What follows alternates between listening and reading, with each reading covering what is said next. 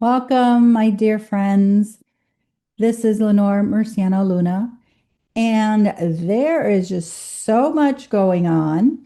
I want to talk a little bit about Three Eye Atlas because if you're not listening about it, you're not hearing it around you. It is everywhere, and there is so much commotion along with so much else. There is a lot in the political arena, but we're not going to talk about the political arena for a change. We're going to really focus on our path, our journey, our awakening, and what is happening.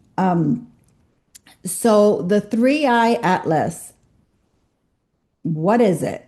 Do we know? Do we have a sense? What are we feeling about it? There is a lot on many different levels. They're saying there is a lot going on with this. They are saying, mostly scientists, that it is a comet.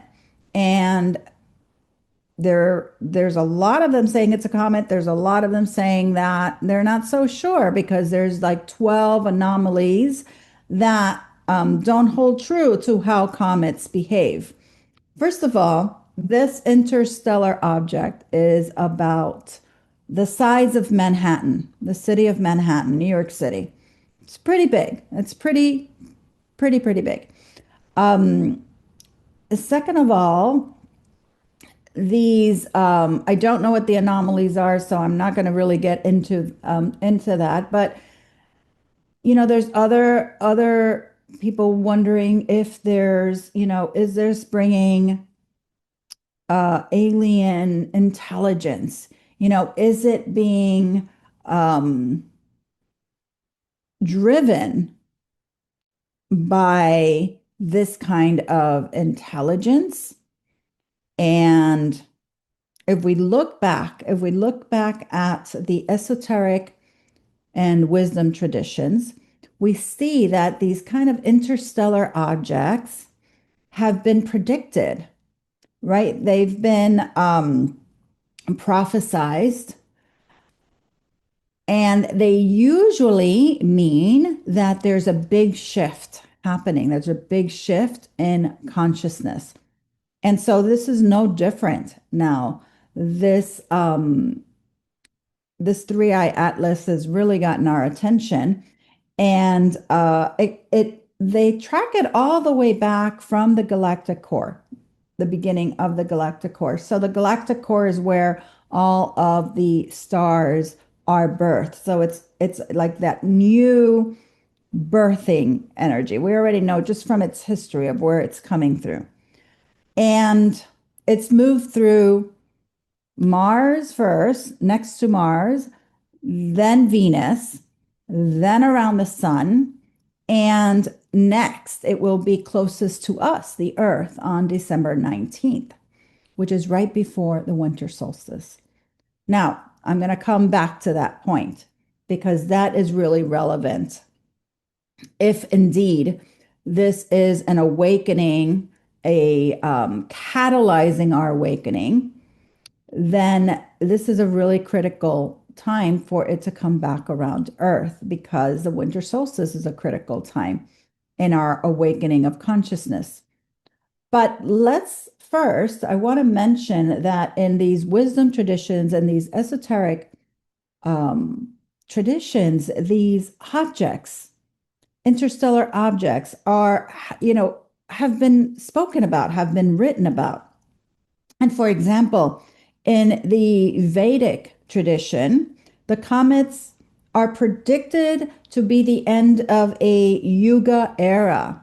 And so there's a lot has been spoken about the Kali Yuga, this end of this era that we're in, which is kind of like the darkness, the destruction, the end of this cycle, and the dawn of a new beginning, which can be also called the Aquarian Age. So in the Vedic tradition, it speaks to this, right? To this new cycle of light when we see these, when this phenomenon in the sky is happening.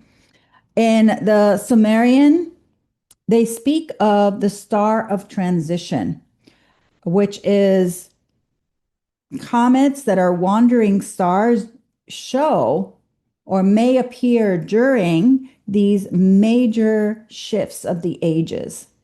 And it's considered a sign of the old order destabilizing and the birth or rebirth of the feminine in consciousness in our time. Now, in the Celtic, the comets were known as the fire messengers, and they were believed to arrive when the sovereignty was shifting and the new wisdom was being born. So if we have a lot of knowledge, right, of wisdom around how these traditions have held this experience we're having right now of seeing this comet. And the anomalies are really fascinating because they can't even agree whether it's a comet or not, or whether it's, carrying or being, again, like driven with intelligence. And so the wisdom would point to that there is intelligence, and it actually is activating these divine consciousness codes, right? And it's kind of bringing these frequencies onto planet Earth. So it's a support for our awakening. It's a support. And if we look at the fact that it went around Mars first, so it kind of like came really close to Mars. Then it moved to Venus. And so Mars activating, and if it has the ability to catalyze, to activate consciousness, then activating Mars is the divine masculine, right? So it's like awakening the divine masculine codes, awakening with Venus, the divine feminine codes, bringing it into oneness around the sun, into the sun in astrology is like our light in action and manifestation, our life force through which all of the other planets and energies come into oneness, into wholeness, and then we bring that through our sun, our individuated persona, person, action, mind. And so as it's doing that, going around the sun, bringing those light codes, and then coming up right close to Earth, activating us, kind of delivering these codes and these light codes of consciousness into our, the breath that we're breathing, the air that we're breathing into our awareness, if we're awakening to that, and really catalyzing this awareness on our planet. And the day before the winter solstice, or I think this year it's on the 21st, so 2 days before the winter solstice is very significant because winter solstice is a time, it's the longest night, and it's we're in that darkness, we're in the release, we're in the death process of letting go. And it is a time of when the light starts growing. So it's a time of rebirth. It's a time of activating our own light blueprint, our own individuated soul light, and acknowledging that and activating our divine light within us. And so it's a very, very auspicious time for the comet to be coming right around this winter solstice threshold. And, you know, we're experiencing on the planet very, very so much destruction. And, it feels like, there's so much around the energy of awakening and around the energy of the new age of Aquarius. And yet, as we're, in this process of awakening, it's almost like all that light that's coming in is kind of dredging up these last strongholds of the patriarchy, of the destructive mentality paradigm, of the survival paradigm, of the competition, the this distorted masculine paradigm. And so we need the harmonization of the feminine and the masculine to come together. We need the awakening of the feminine in order to rise, so that it brings the harmony of this distorted masculine and patriarchy that has repressed and oppressed the feminine consciousness for the last 5,000 years. And so one of the ways that is key to our liberation is through the acknowledgement and the access of our emotional body. And so I want to take a few minutes to talk about our emotional body, because I find that this is so important, and it's not given. It's not given its due. I feel that our emotions and our ability to emote and be vulnerable is still really wrapped in so much shame in our dominant culture and in our world. And it's ridiculed, it's shamed, it's still judged as weakness. And to me, I see our emotional body as one of the greatest intelligence that we carry, our innate wisdom, innate gifts. And it is really one of the key factors, and technologies, if you may, to liberating us from our conditioning, liberating us from our indoctrination, and also from the survival patterns that we carry, from the separation that we've been born into, the patriarchal patterns that are mostly unconscious, but those are the patterns that lead us into feeling the unworthiness, feeling the shame, feeling fear, um, anxiety, depression. And a lot of our emotional expressions in this dominant culture have been demonized, and not only demonized, but pathologized, right? And so if we show a lot of emotional vulnerability, many times the go-to in our culture is to take something for our depression, or take something for our anxiety, or take something to make it go away. And while, there's a place to take something, and, as an herbalist, I, absolutely, herbal medicine and other medicines have a place. And I'm not saying that should never be the approach. However, we don't recognize these emotions that are coming through us. We don't recognize that as this intelligence that actually allow ourselves to unravel these imprints, these wounds, the traumas, the burdens that we're carrying, the pain, the grief. And we don't even have to name it. It's more about the emotional body as a whole.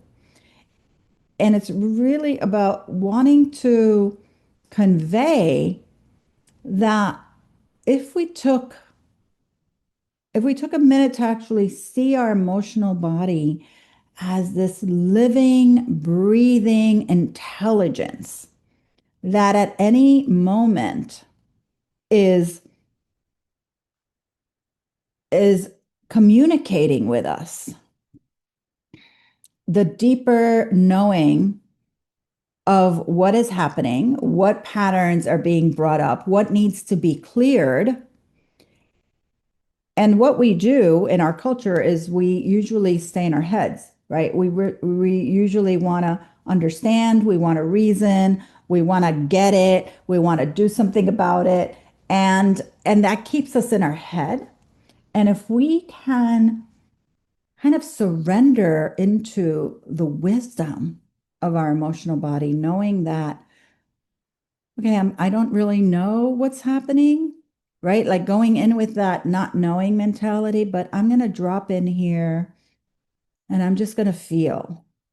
Like I might start with feeling, angry or feeling any sort of way, and just drop in and listening and feeling and giving that the honor of knowing that it is an intelligence. It's like our emotional body is like a river that's moving through and that will land us in the ocean of love. So it's a technology in a way that allows us to flush through, release, dissolve those patterns, not just emotional wounding, but patterns that live in our physiology, right? Because the emotions, the feelings are connected to our biology, right? So as we're emoting, as we're allowing ourselves to feel with no agenda, with no judgment, our whole biology is shifting and changing. And we're literally, physically, emotionally, psychologically, and even spiritually dissolving patterns and processing, metabolizing things that we've held on to for years, things that and patterns that have been there for lifetimes, patterns that have been there for our ancestors and through our lineage that we've inherited. And it's a simple act of feeling, but feeling with the attitude of releasing all judgment around our feelings. Right. And we're not talking about acting on our feelings. We're not talking about, feeling anger and feeling rage and feeling, this even like emboldened that, we need to do something or that we're right. This is not what I'm talking about. I'm talking about really allowing ourselves to feel, especially the vulnerable feelings that we might be feeling at any given moment, because they're going to lead us to whatever we've been holding unconsciously. And they lead us to allow that unraveling to start to shift. And and most of us will, perhaps do a little bit of feeling, but once we get the epiphany, like, oh, this is the pattern, these are my mother issues, or this is this wound or that wound, and then we almost like cut those that process because we get the epiphany and we don't allow that cycle, that emotional cycle, to take us all the way through, which is usually first a feeling of not knowing, like feeling like I don't feel great right now. I'm feeling very irritable or angry or bothered or or sad, but I don't know why. Usually that's where we start unless there's something that triggered us and we do know why. But that's where we start. And so we don't make assumptions about that. We stay there, we start there, and we allow ourselves to drop into that. Okay, well, let's explore. Right? Let's explore. And then we visit the next piece. And it's almost like this process where it starts to reveal the secrets. And these secrets is the wisdom of your own body because these traumas, these patterns um, that are unprocessed, that we call, wounds, for example, or trauma, they're right here. They're in our field. They're in our psychological field. They're in our body.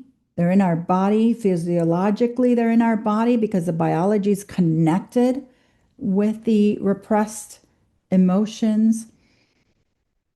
And so it's just a matter of quieting and going within and allowing and honoring that there's this intelligence that is taking you through what you need to feel, experience, and accept in order to heal, in order to move through to the other.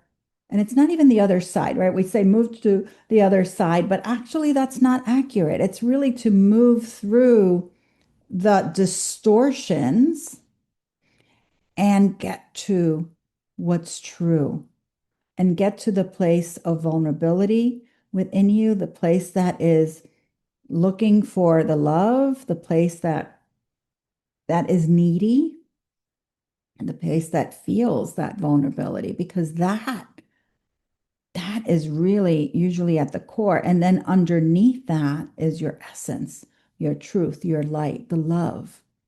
And that's when we can actually allow ourselves by being with this process of moving through that river of our emotional body, wherever it's taking us. It's kind of like a lazy river, even though it gets a little tumultuous sometimes. Sometimes it's one of like those rapids going down the river. It's a little shaky.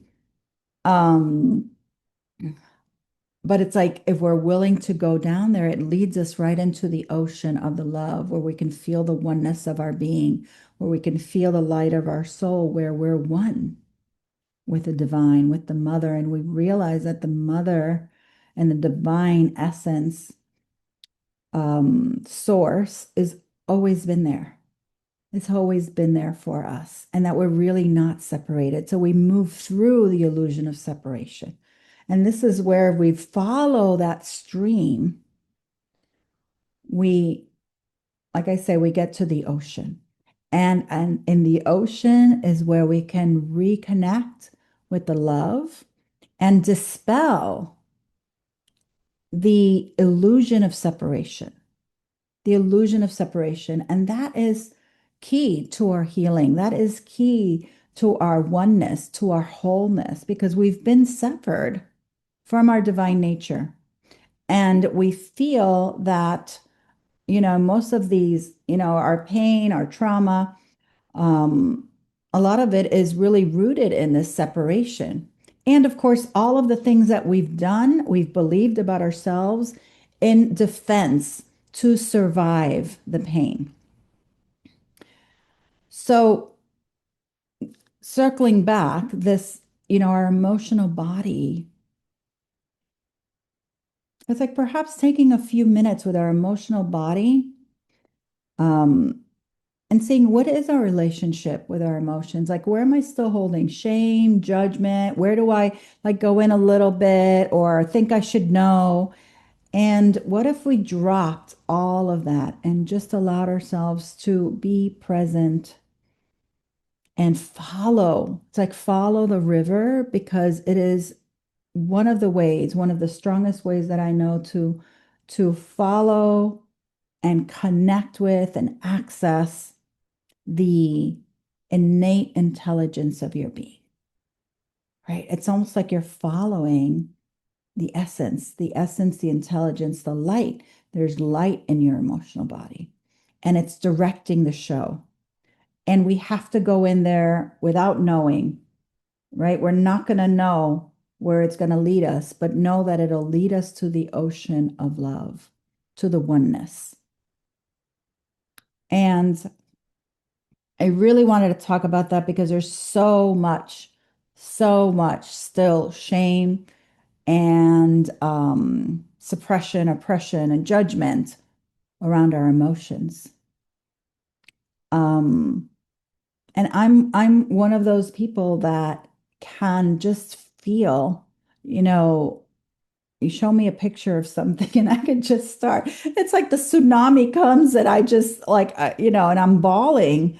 It's something that, is not what our dominant culture thinks is appropriate. It's not an appropriate response. And there's wisdom. There's wisdom in that. There's wisdom when we can really allow ourselves to feel and not oppress, repress ourselves in that way. And I think that many of us are still doing it. It's a really hard, I think, and the women that I work with, it's really hard to allow ourselves to be that vulnerable because we've integrated that it is a weakness and so we carry, there's this field, really heavy field of shame around crying. And yet crying, it's like it dissolves. It just dissolves. It's like the water. The water is cleansing, it's flushing, it's clearing all the gunk, all the psychic, energetic gunk that we're continuously fed in our world. So I wanted to bring this into our conversation today. May you have a beautiful, beautiful new moon. And I'm also going to be doing a winter solstice, activating our feminine light blueprint online retreat. It's an online retreat. It's a 3-hour retreat on that Saturday night, December 20th.